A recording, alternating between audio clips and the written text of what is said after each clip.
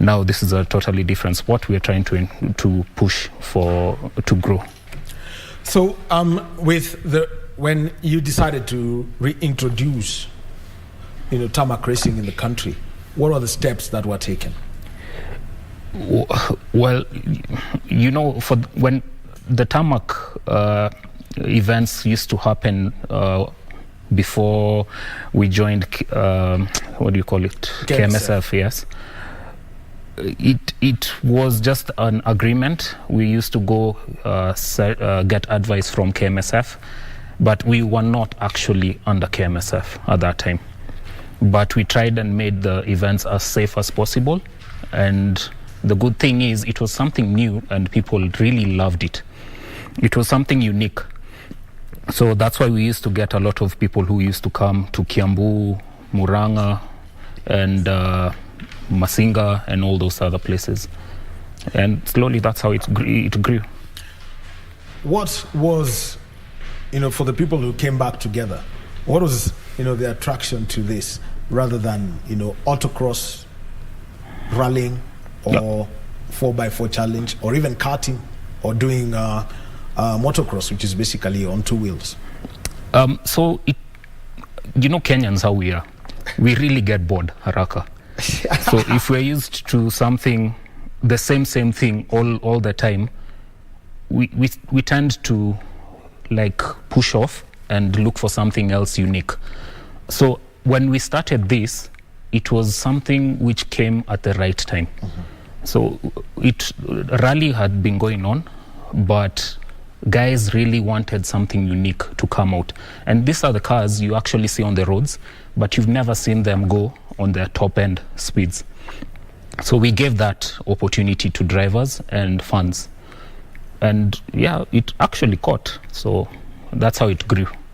So the early introduction, let's now talk about how you get to develop cars for this kind of competition, because my road car or your road car is not what you would you'd use for tarmac competition, given the speed. So you need a little bit of balance, especially when it comes to safety. Cornering. Yeah, you need a bit of safety. Plus, also move it from 100 horsepower, probably do 300. Okay, so it depends with the cars. Mm-hmm. So we have a guy, he's called Mustafa. He has a Swift. And trust me, when you see these two cars, actually I think it's an 1800 cc. I'm not sure. I need to confirm, or 1600. I'm not sure.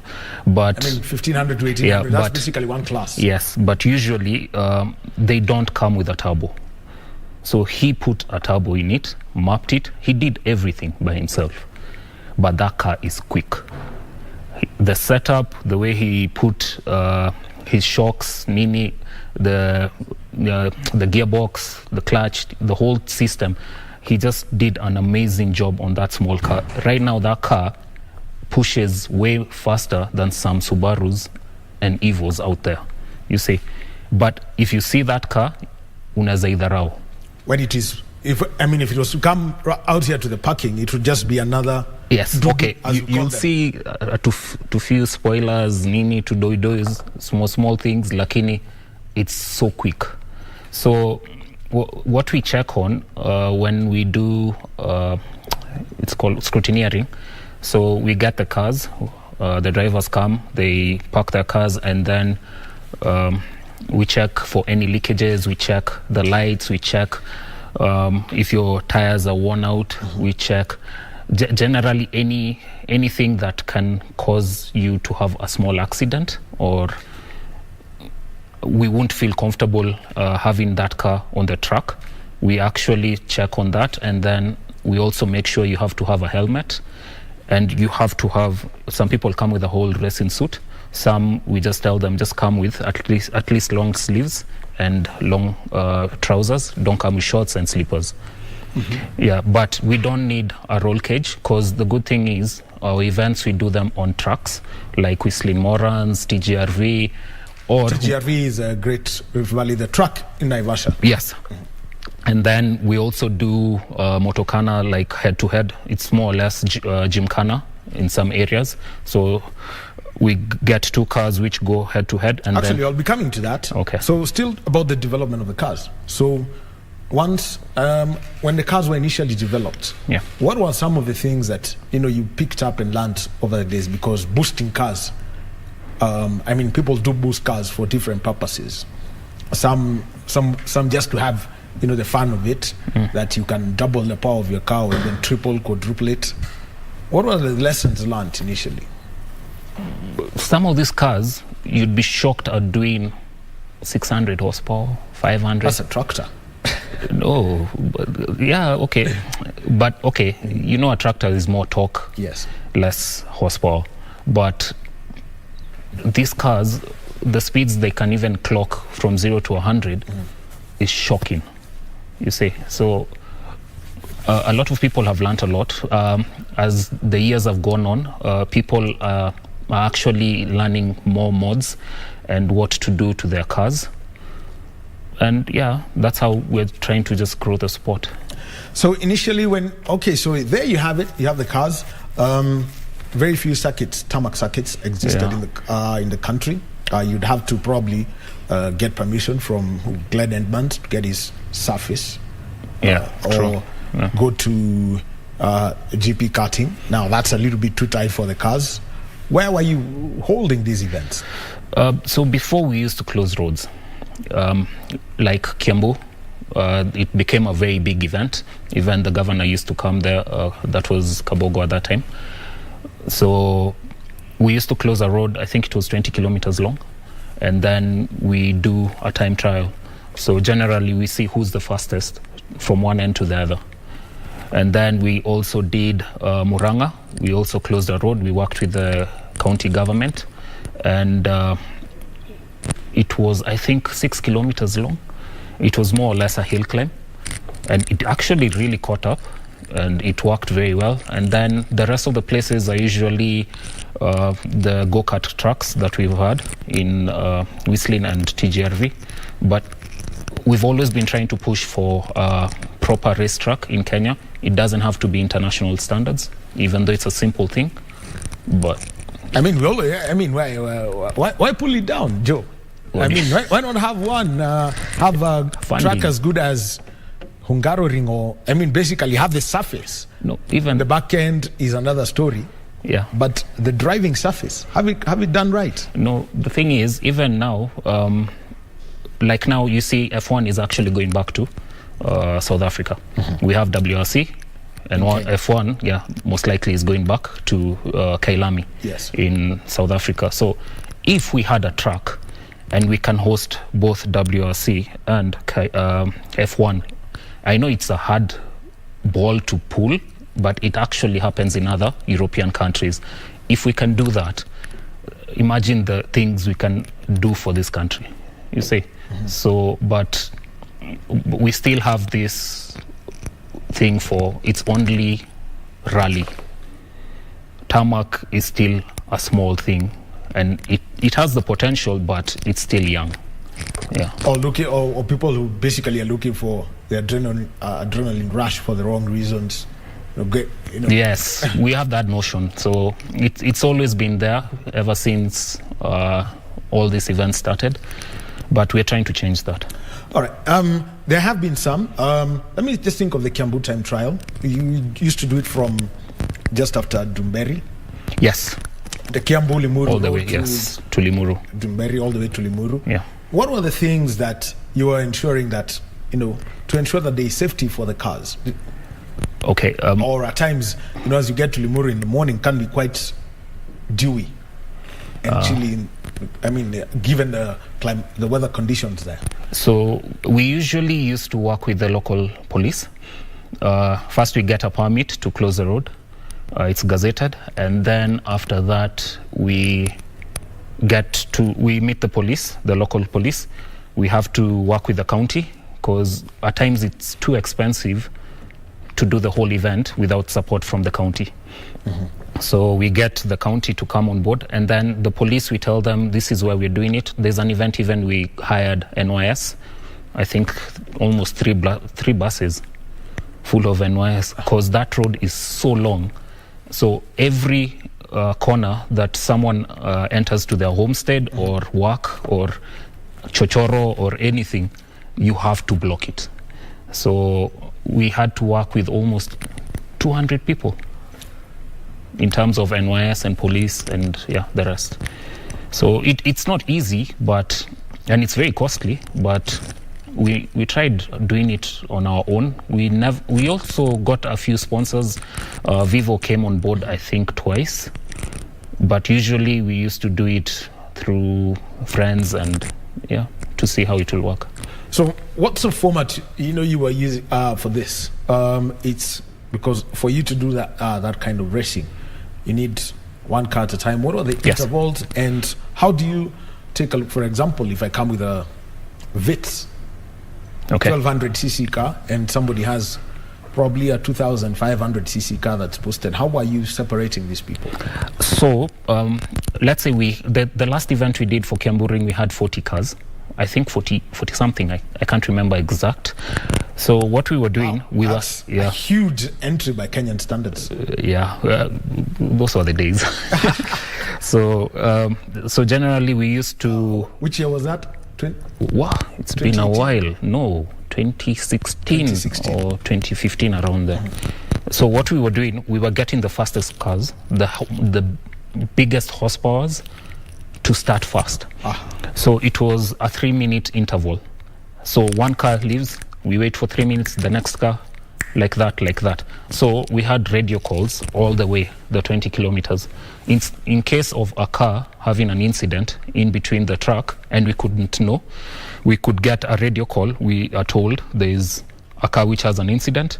Don't start the car. You see? So that's how we did it. So we went from the fastest cars all the way to the slowest. So if you had a Vitz or Volkswagen and Mini, you'd be huku nyuma, but you'd still participate. And then now we have different categories. There was classic, there was 4-wheel, there was 2-wheel, like that. And at the end of it all, what was the fan reaction? Because you've got to go through the driving through the T farms, getting to the other point, and then doing the going uphill and downhill.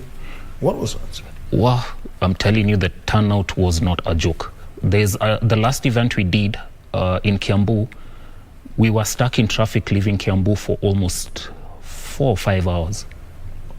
Okay, that's enough time for me to drive from here to Voi. Yes. At road legal speeds. And that was leaving the town. From Dumberi, passing through the town all the way to now like you're leaving Kiambu, on Kiambu Road. Could stay 4 to 5 hours. Well, thank God I know some Panya routes. And I would probably take an hour, but get out of that. And as the sport grew, somehow you could, at that point, 5-6 years ago, you could talk about some of the highs and some of the lows? Okay, the only thing we used to have a challenge with was generally the sponsorships. It was hard getting them. We had a couple of sponsors who actually came on board, like Vivo. We had Red Bull, really helped once in a while. We had Coke. So it wasn't as much, but we tried and worked with what we had to make the sport happen. It's a little bit challenging actually starting a new sport in Kenya, and you don't have the support, but we made it. Okay. Now moving on is that you moved away just from the roads, and you went on to airstrips that are not being used. Yes. Tell us about how that changed. Moving to Masinga, where there's airstrips or that are not being used. I think Nyahururu is another one where such things happen. So most counties have airstrips, but all of them fall under KAA. So getting access to those airstrips it's very hard.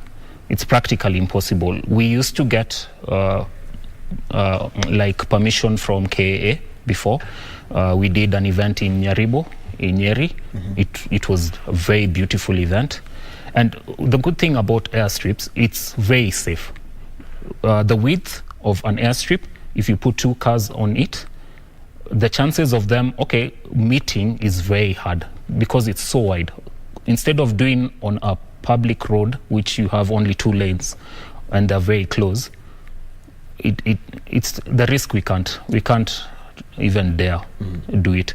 So just to put into context the width, what we'll be taking a look at, is it say thicker to Kennel, or is it no, the length, basically, for us to do a quarter-mile event, minimal we have to use is more or less like 800 meters, 900 meters. That's double the length. And I'm talking about the width. Oh, the width. Yes. The width we would use, is it 15 meters? Equivalent of 4 lanes, 6 lanes? 2-2. 2-2. Yes. So basically a 4-lane highway. Yes. Yeah. So that one is actually very good. But for international standard airstrips, it's actually way wider. Yes. It can even reach almost 8 lanes or 6 lanes. It depends. So right now, the only challenge we have, the only airstrips you can access are private. Yeah, like Masinga is actually private. It's owned by Tada. And there are other private airstrips out there, but the owners don't like people accessing the airstrips, because now if you bring a crowd of 1,000 people there, they won't be comfortable. Hey, we're bringing 1,000 people to my place. Yeah. At a minister. I will not. It's not my sherehe. Yeah. No. So you'd have to go for. So Masinga is the one that stands out now.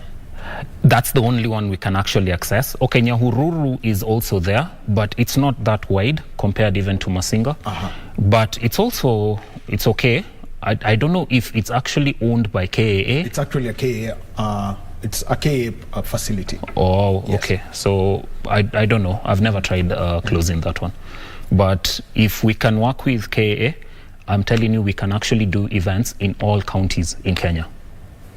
So now it brings out 2 aspects to it. There is what you call drag racing, where it's straight line racing. Yeah, quarter mile. A quarter mile. That's called that 400 meters. Yeah, or so. No, 400 and something roughly meters. 400 meters. Yeah. And you've got the other one where you do the drifting, where you set a course like the pictures that we were seeing. Yeah. Tell us about the difference between the 2.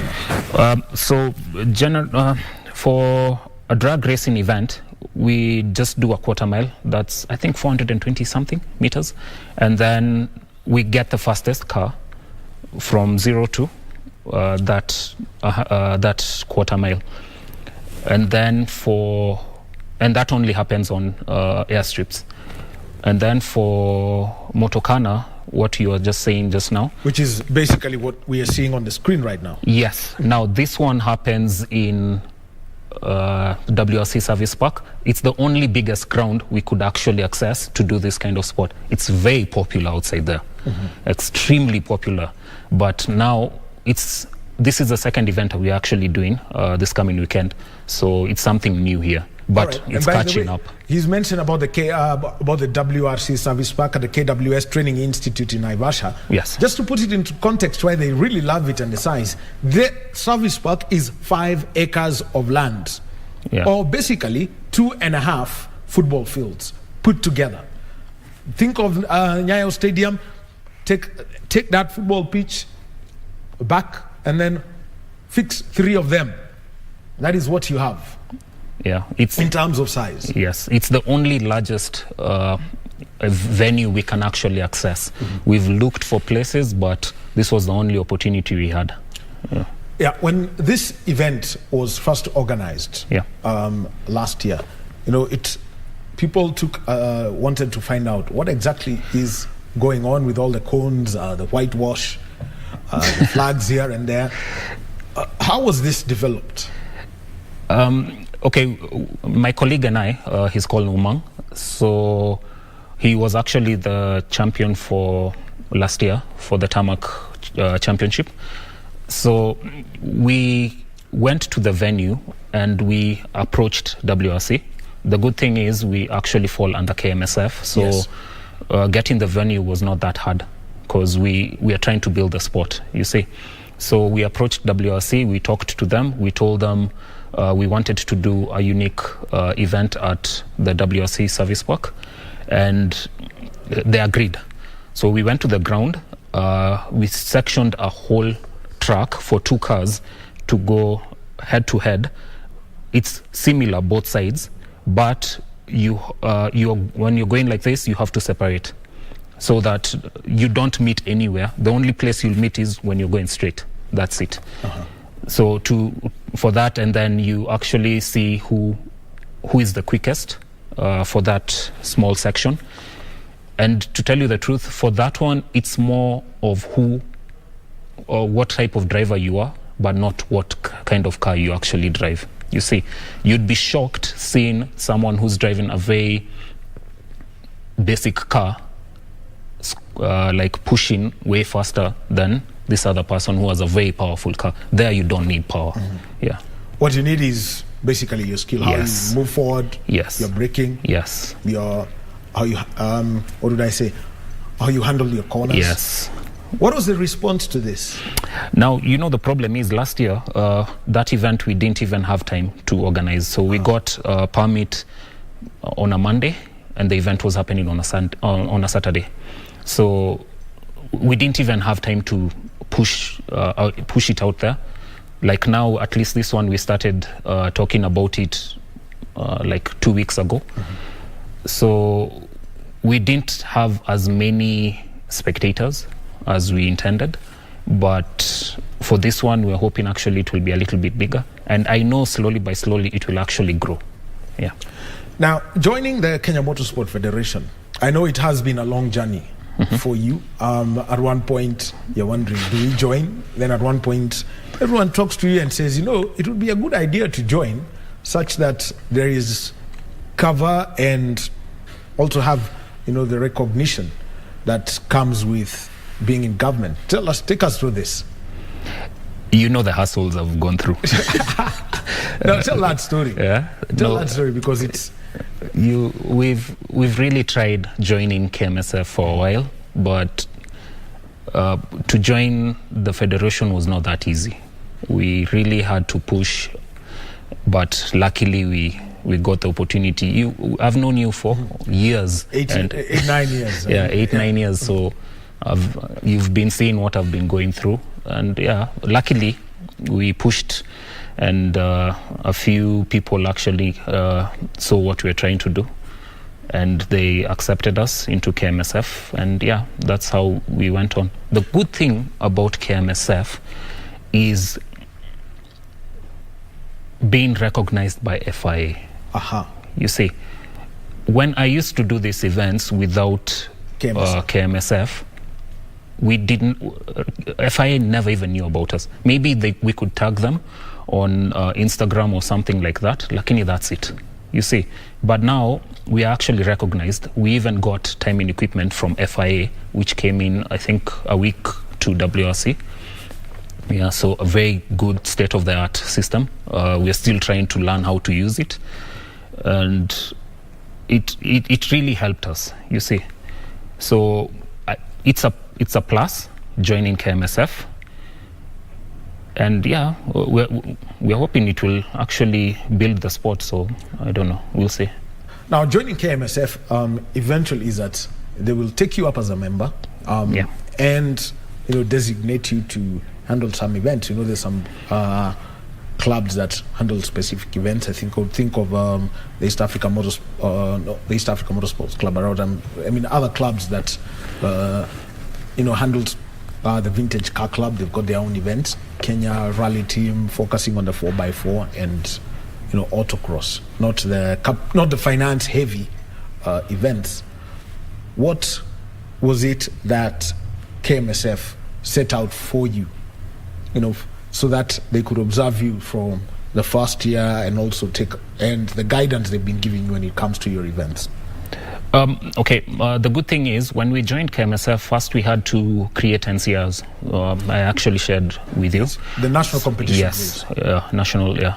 So once you start with that, it really helps you to structure your whole championship.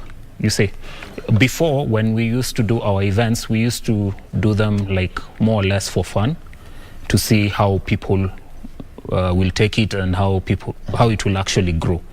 So right now, because we're doing a national championship, we have to follow rules, and they are actually what is stated on the NCRs. So we are the ones who actually came up with the NCRs, because the good thing is we are the ones who have been in this field for a very long time, and we knew what exactly the drivers want and what they are looking for, you see, and how to handle them, because it's a very totally breed of drivers. Tarmac guys and rally guys are very totally different. Even though they meet, they'll meet, talk, but the way they like doing the events, totally different. Which means that a tarmac driver will have a tough time in rally, a rally guy would have a tough time in tarmac. No. And what? Okay, no, in terms of participating, they'll actually enjoy both. Yes. But now following the rules, tarmac are not into that as much. But rally guys have been doing this for years. So for them, it's, if they're actually joining an event you have hosted, they have to follow first the supplementary regulations for the event, the SRs. And for them to even register, they'll ask, where is your SRs? So in the SRs, now you'll see how you have structured the whole event. You'll see the COC, you'll see the CRO, and all those other people. The COC is the clerk of course, the boss of the event. Yes, and the CRO is competition relations officer. Sorry. So such things, they need to see all that. They need to see what time the event is starting, what time it will end, what are the penalties and whatnot. But before, when we used to do this, we used to do the penalties and we used to do a simple SRs, but it wasn't as much technical as is now, you see. So slowly by slowly, some drivers are actually getting used to this and they're accepting it, but we still have time. We still have a long way to go. Yeah. All right. By your own admission, there's ways to go. So let's take a look at first. By joining KMSF, it means that there is a third set of eyes that comes for your events. Yes. And this is a steward. Yes. From KMSF. From KMSF. Yeah. By having this third set of eyes from a governing body of motorsport, how has it changed the way, for example, if you do it in Naivasha, how has it changed the way you manage the track and do things? For example, refueling zones, a service park, a holding area, things like that exist in rally, in motorsport generally. So even as I was telling you, before we never used to have such things as stewards. So when we started doing the championship, the national championship, every time I do the SRs for the event, I have to send them to KMSF. Then they select a steward who will actually come for our event. So it has really helped because every event we perfect it. Like before, when we started the national championship, we never used to have refuel zones. So slowly by slowly, the stewards who were actually coming for our events kept on coming and telling us, you need to do this, you need to do that. You see, because we are not used to that. The way we've been doing our things is totally for fun. But now it's becoming a very well organized event, you see. And the good thing is, if we plan to start an event at 9 a.m., the latest we will start is maybe 9:30. That's a long time. I mean, in rallying, yeah, now that's the thing. But we have issues because of because we've been doing our scrutineering on ground. So because of the COVID, yes, because of the COVID and all that. So whenever we say we do scrutineering from 7 to 8, most of the times we can even get people who are coming at around 8 to 3, 8:30. And then they actually delay us kidogo. Yeah. Now that is one part about the stewards. The other one is basic when it comes to the safety measures that you've got to put into place. How has that changed, and how have the competitors responded to this? We haven't changed much in terms of safety. The only major things we have actually pulled out of is running on roads, but we want to bring back proper hill climb maybe next year. So we really want to do one proper hill climb every year to even invite other people from outside Kenya to come and participate. But the other things we've changed in terms of safety is just keeping time, and not much actually. Now, as per the competition rules, there are three types of events. There's a Format A race, Format B race, Format C race. What's a Format A race when it comes to tarmac racing? In what way? As per the competition rules, it consists of 7 rounds, and there are 3 types of races. There's Format A, Format B, Format C. Or basically, there's a time, or how different are they? You can think of time trial. So the what we have in terms of disciplines under Tarmac Motorsports, right now we are the only ones in terms of Delta Motorsports Club which does all the disciplines for the national calendar. Yes. So we have drag racing, that's one of the disciplines. We have Motorkhana, which is more or less Gymkhana, but it's also kind of a drift event, because right now drifting in Kenya is very, very new. We have a couple of people who are very good. You saw the guy who was drifting in Naivasha. He's called Lujin. He's actually Chinese, but he's Kenyan. Actually, that's the same guy who was drifting in Machakos. Yes, same person for the RX. Yes. Yeah. So there is that discipline. There is time trial. Now that one we do it on, it's called what, go-kart tracks. That's Whistling Warrants and TJRV. And we hope other people will actually build wider tracks to accommodate cars. And then there is, that's it actually. So for you to win the championship, what's actually required of you within the 7 events set up on the KMSF calendar? So according to our national competition rules, we have a point system.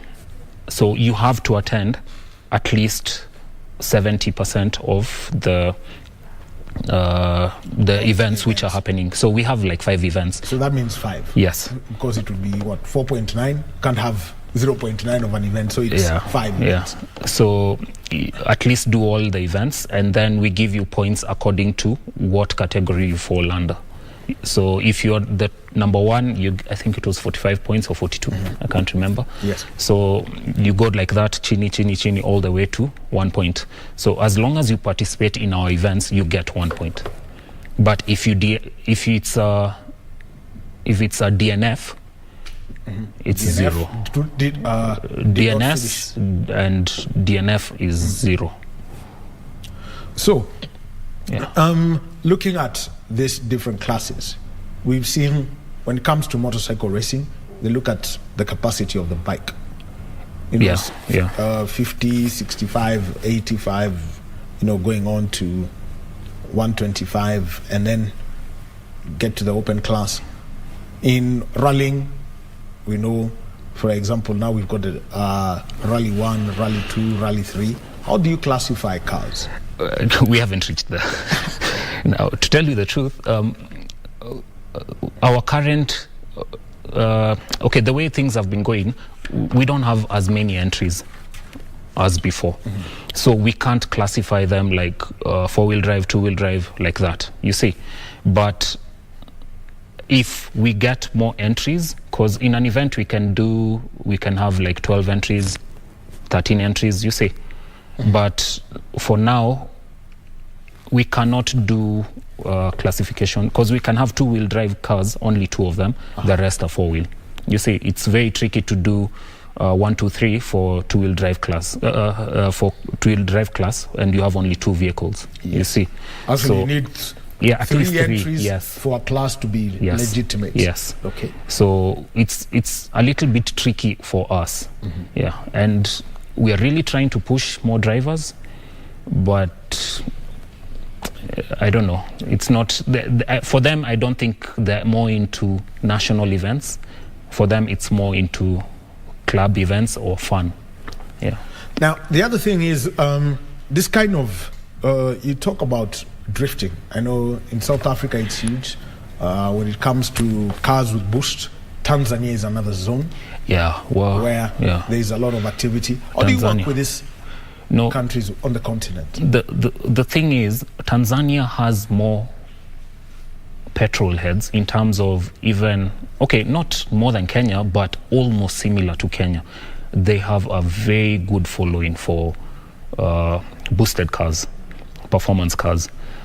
And Uganda is actually slowly coming into that. Uganda also. is a rally country. Yes. And but the rally and motocross country. Yes. But they're catching up. Yeah, they're catching up. So what we do, we've been working with Tanzanians.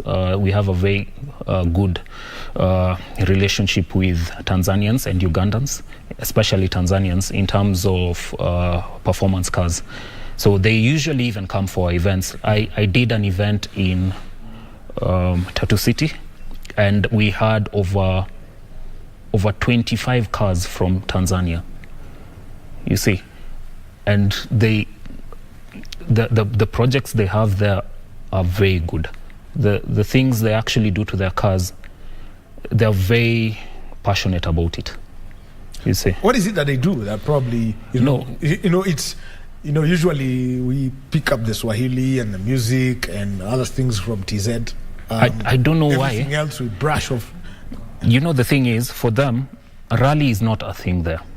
They are not that passionate into rallying. You see, but performance cars and such cars, they're very passionate about it. Kenya is split into half: rally and performance cars. You see, and Uganda is more into rally. Into 3, because there's a group that is crazy about biking. Oh yeah, and also biking. Yes. But Tanzania is not that big in biking. Yeah, and Uganda is actually coming up with biking, especially autocross. No, not motocross. Motocross. Yes, they're very big. I know motocross and rally in Uganda are huge. Yes. I mean, the spectator numbers. So what I've been trying to do, I've been trying to talk to Tanzanians and telling them, you should organize your own events. We even come, you see. And then slowly by slowly, we get other countries. I know even Rwanda are really trying to push for performance cars and such races. And I know, I think Mauritius is really big into that. So if we can have like 5 or 6 countries which are doing that, we can even do a small African Championship Cup, you see, and see how we can promote such cars. All right. This weekend's event, give us full details about it. So it's happening at WRC Service Park. It's starting from, we should have the first car at 9 a.m. and most of the people should be there by 7.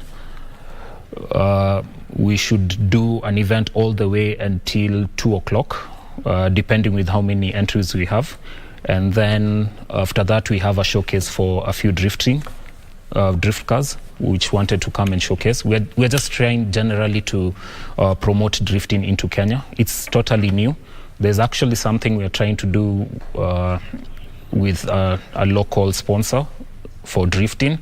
And if it works out, maybe something we might share it out. It will be on November.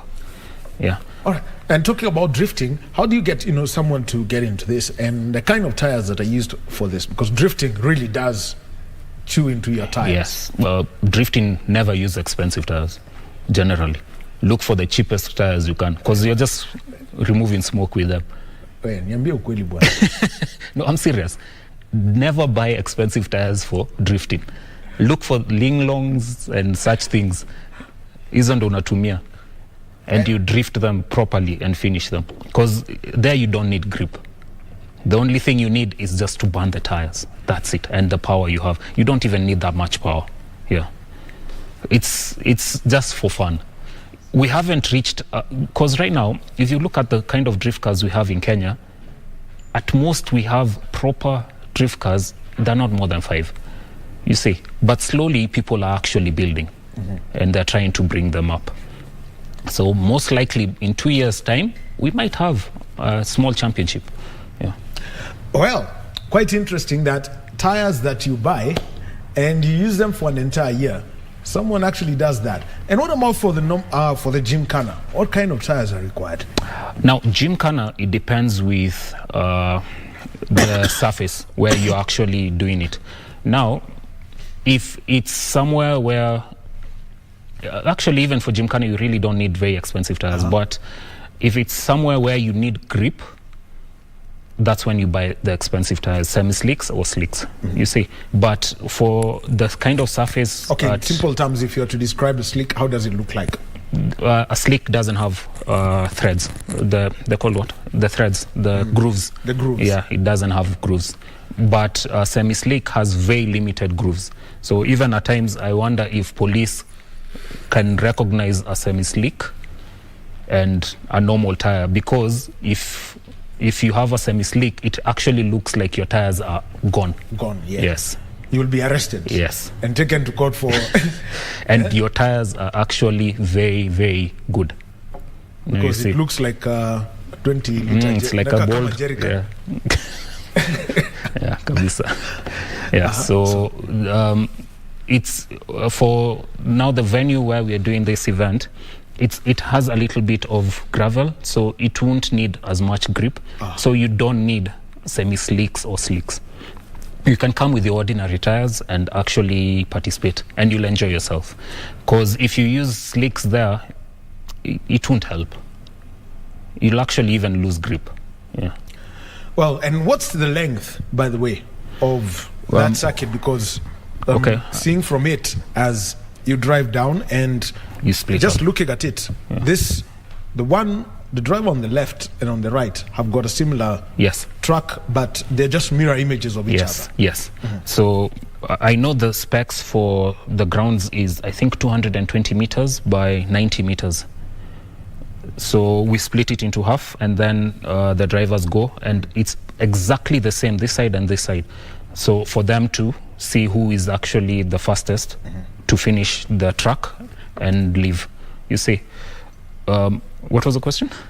How, ideally, about the length of... Yeah, so it's... including the curves and turns. So in total, we measured, I think it came to 0.9 of a kilometer. Yeah.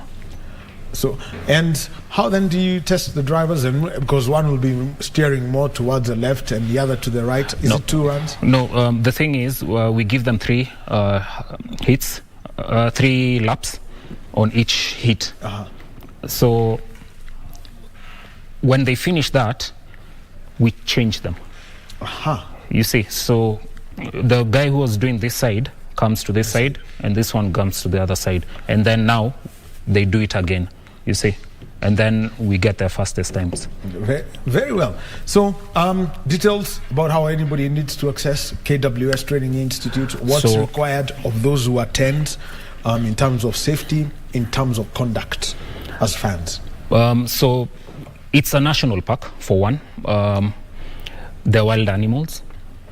There, when you're accessing the place where the event is actually happening, you'll have to drive into the venue. Animals there have the right of way. So even though you see a tortoise, stop and let it pass. And then another thing Same is... with a snail. Yeah, even a snail, you wait for it to pass. Another thing is we are trying to discourage people from littering because of the animals which are there. Once in a while, you'll see warthogs running across the track. So don't worry about that. We have to leave the venue because it's a national park. We can't do camping there, and we can't do makelele sana. You understand? And be responsible, drink responsibly, come enjoy yourself. All right. Joe Murai, he is the director at Delta Motorsports, speaking to us about tarmac racing in Kenya. It's been an evolution from the hill climbs in Kiambu and Murang'a, and also doing drag racing at the Masinga airstrip. Now, here they are joining the Kenya Motorsport Federation calendar, and what a story now. They've got an event in Naivasha, the Motorkhana, happening on the 27th of this month. Well, the end of the first conversation. We take a little break, and next we shall be having some little bit of some demonstration sport.